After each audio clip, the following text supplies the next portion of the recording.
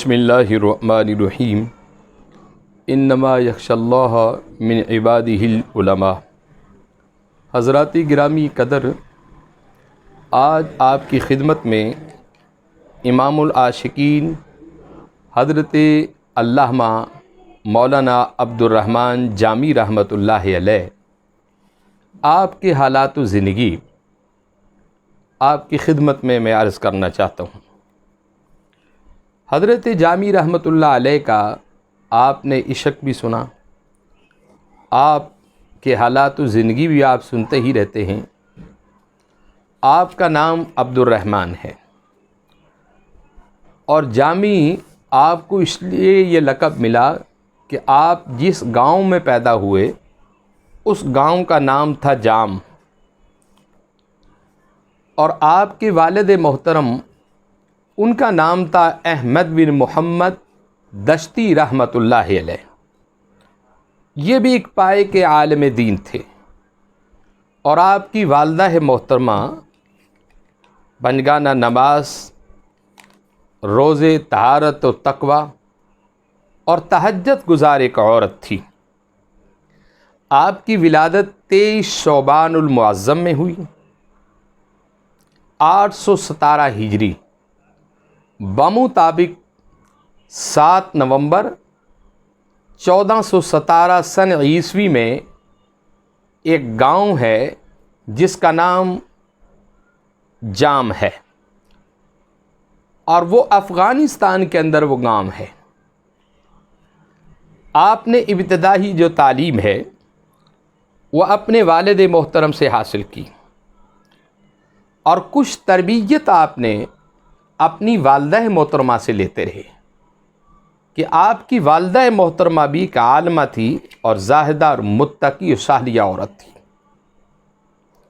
جنہوں نے بچپن ہی سے جب بھی آپ کو دودھ پلایا پہلے وضو کیا، پھر حضرت مولانا جامی رحمۃ اللہ علیہ کو دودھ آپ پلایا کرتی تھی، اور پھر آپ اپنے والد محترم کے ساتھ جامعہ نظامیہ ہرات کے اندر، یہ بھی افغانستان میں ایک جگہ ہے، وہاں آپ تشریف لائے، وہاں آپ درس نظامی آپ نے مکمل کیا، اور قرآن کریم فرقان حمید کو آپ جب بھی تلاوت کرتے تو آپ ایک ایک حروف کے اوپر غور کرتے، ایک ایک آیت کے اوپر غور کرتے، اور اس کا معنی سمجھتے، اس کا مفہوم سمجھتے آپ، اور پھر کئی مقامات ایسے آتے آپ قرآن پاک پڑھتے پڑھتے زار و قطار رونا شروع کرتے تھے۔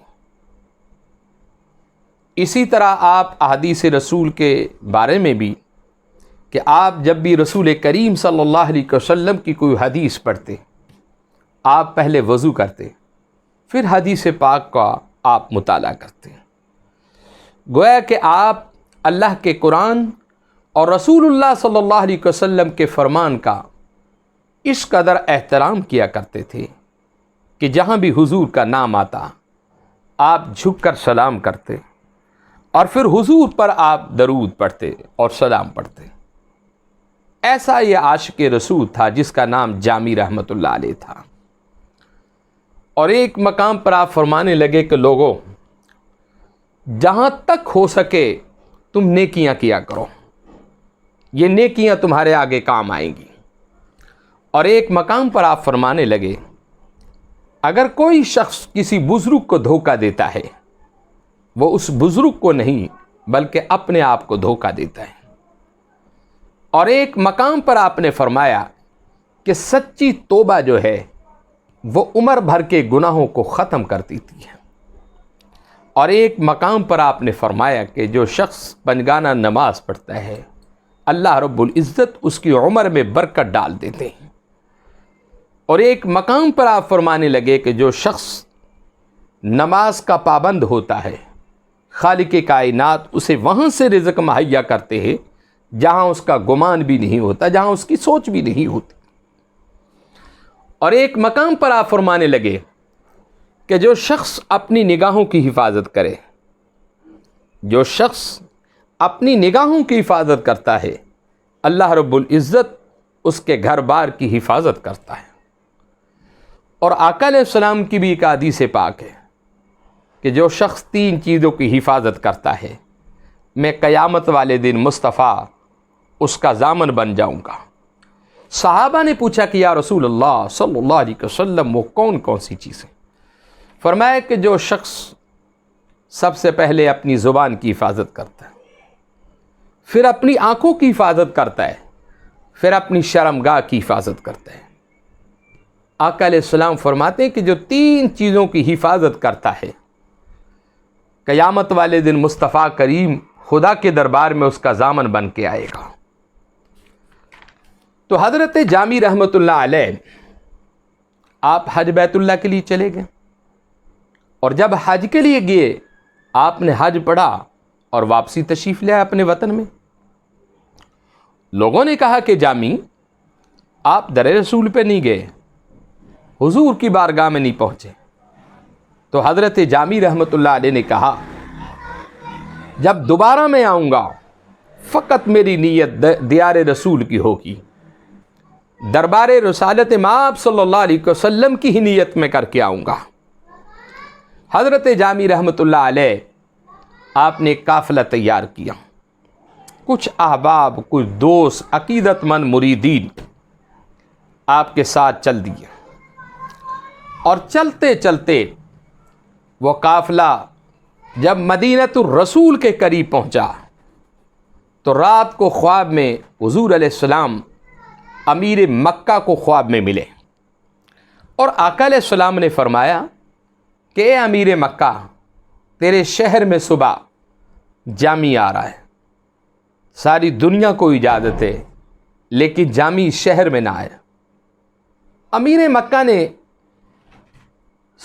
امیر مدینہ، بلکہ یہ اس لیے میری زبان پر یہ واقعہ چڑھا ہوا ہے کہ فضائل اعمال تبلیغی جماعت کی ایک کتاب ہے، مولانا زکریا رحمۃ اللہ علیہ نے اس کتاب کے اندر جہاں جامی کا ذکر کیا ہے وہاں امیر مکہ کا ذکر کیا ہے، لیکن حقیقت یہ ہے کہ امیر مکہ کو خواب میں حضور نہیں ملے، بلکہ حضور امیر مدینہ کو خواب میں ملے۔ آقا علیہ السلام نے امیر مدینہ کو فرمایا کہ صبح تیرے شہر میں جامی آ رہا ہے، اس کو آنے کی اجازت نہیں ہوگی۔ امیر مدینہ نے پہرا لگا دیا، سرحدوں پر فوج کھڑی ہو گئی۔ صبح جب ہوئی تو جامی کا قافلہ وہاں پہنچا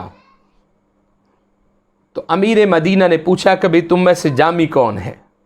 تو خیال تو یہ تھا کہ مجھے عزت اور احترام کے ساتھ لے جایا جائے گا، لیکن امیر مدینہ نے کہا کہ جامی تمہیں شہر میں جانے کی اجازت نہیں ہے۔ آپ رک گئے، کھڑے ہو گئے۔ دوستوں نے کہا او جامی تو بہت پھولتا تھا، بہت بلند دعوے کرتا تھا، بہت فخر کرتا تھا کہ حضور میرے ہیں اور میں حضور کا ہوں، آج حضور نے اپنے شہر میں آنے سے بھی منع کر دیا۔ تو حضرت جامی رحمۃ اللہ علیہ نے فرمایا کہ لوگوں چپ کر جاؤ، پابندیاں جو لگتی ہیں وہ بگانوں پر نہیں لگتی، وہ اپنوں پر ہی لگتی ہیں، جن سے تعلق ہوتا ہے، جن سے رشتہ کوئی ہوتا ہے، جن سے واسطہ کوئی ہوتا ہے، ان کے اوپر پابندیاں لگتی ہیں۔ جامی رحمۃ اللہ علیہ واپس آ گئے۔ دوسری مرتبہ آپ اونٹوں کے کجاووں میں بیٹھ کر گئے، پھر حضور نے امیر مدینہ کو حکم دیا، پھر آپ کا قافلہ روک لیا۔ تیسری مرتبہ ایک دمبوں کا لشکر آپ نے تیار کیا، اور آپ نے دمبے کی کھال اپنے وجود پر ڈالی اور ان کے درمیان میں چل دیے۔ یہ آپ کے عشق کی انتہا تھی حضرت جامی رحمۃ اللہ علیہ کی۔ اور جب آپ مدینۃ الرسول کے قریب پہنچے، حضور علیہ السلام پہلے حکم فرما چکے تھے رات کو امیر مدینہ کو کہ صبح پھر آ رہا جامی اور دمبوں کے لشکر میں آ رہا۔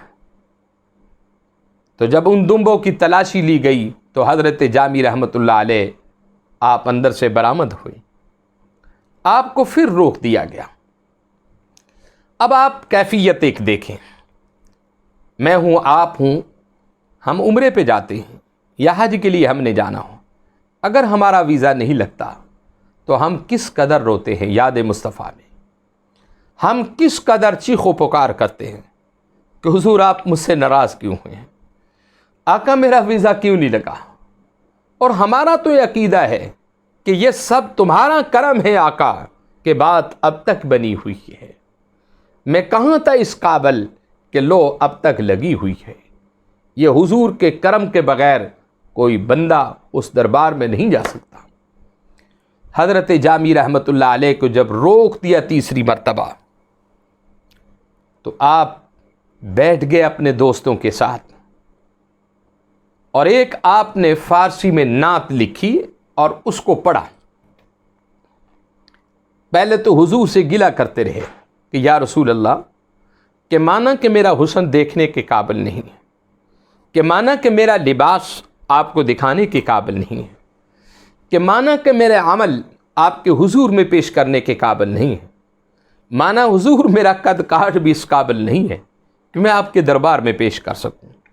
یا رسول اللہ، میں مانتا ہوں کہ میرا خاندان بھی اتنا اعلیٰ نہیں ہے، میں ایک غریب اور مسکین آدمی ہوں، لیکن حضور آپ تو رحمت للعالمین ہونے، آپ تو کائنات کے پیغمبر اور محسن ہو، آپ تو ساری کائنات کے لیے رحمت بن کے آئے ہو، حضور مجھ جیسے غریب کو نظر انداز نہ کرو۔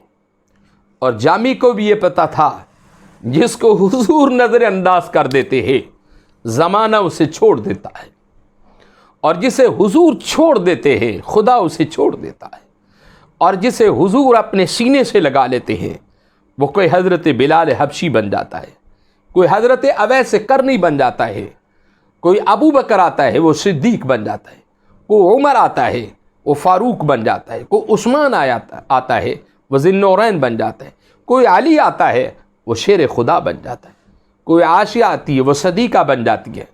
اور پھر حضور جب یثرب میں قدم رکھتے ہیں وہ مدینۃ المنورہ بن جاتا ہے۔ یہ حضور کے کرم کے فیصلے ہیں، یہ حضور کے نگاہ کی بات ہے۔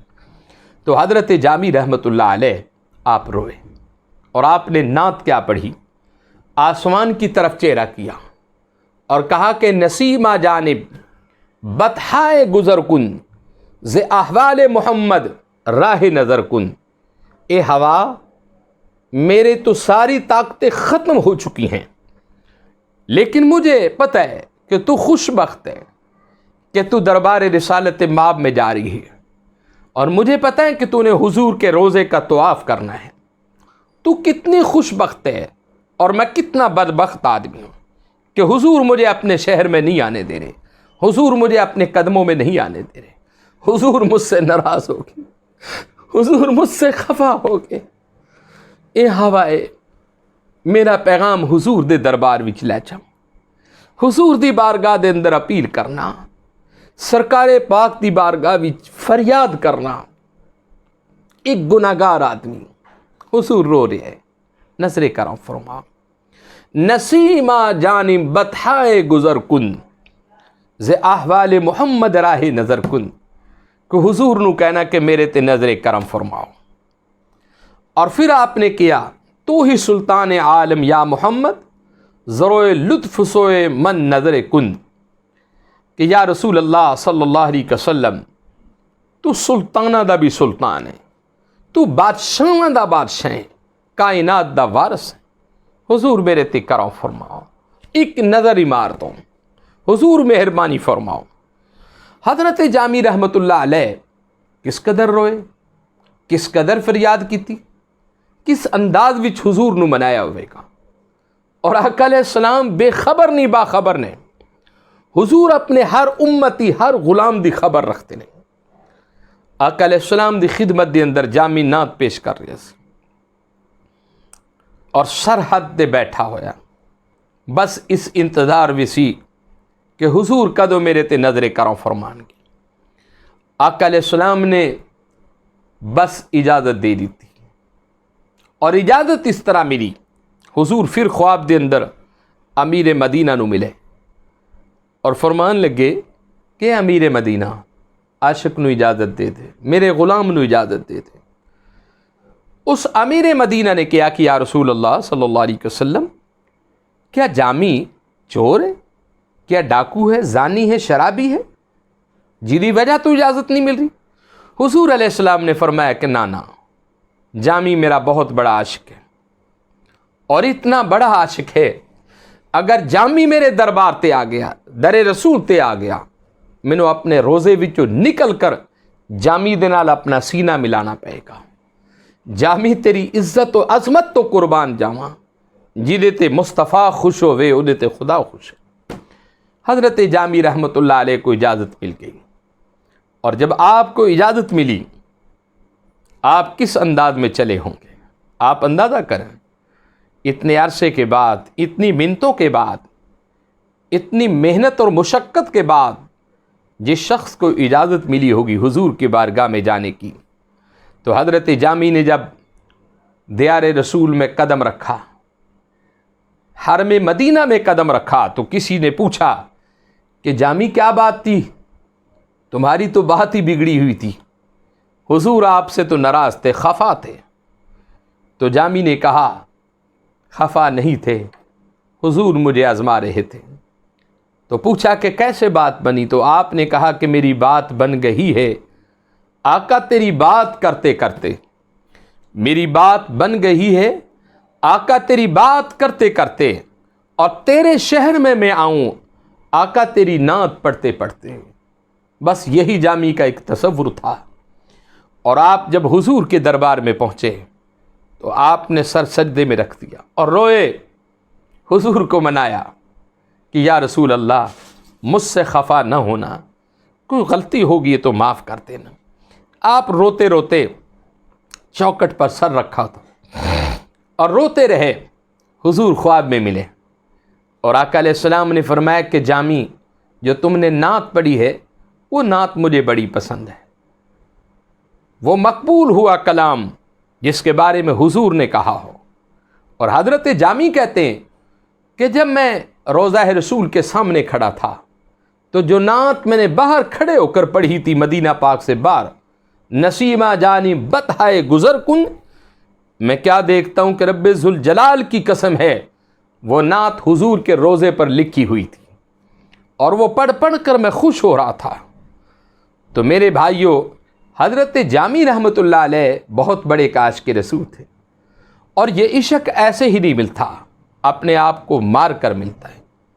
یہ جو من ہے، یہ من، جس من کے بارے میں رب کہتا ہے کہ یہ اللہ کا عرش ہے، مومن کا جو دل ہے یہ رب کا عرش ہے، اس عرش کو ہم نے سنبھال کر رکھنا ہے۔